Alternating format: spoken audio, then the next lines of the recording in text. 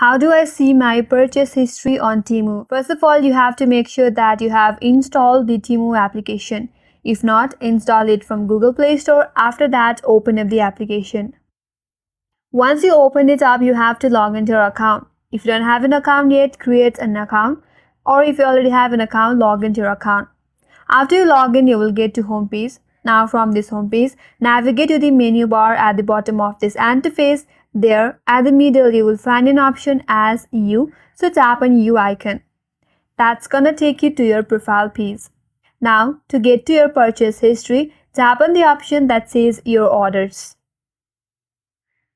And in this interface, you will be able to view all your orders that you have placed in Temu. Now, to see your delivered order, tap on this delivered option from the top section. And here you will be able to view all the orders that you have made and purchased in Temu. To find your self-service order, tap on the self-service to find your order.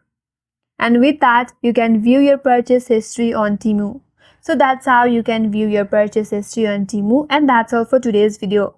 If you are new to our channel, make sure to subscribe and like, and thanks for watching. I will see you on next video.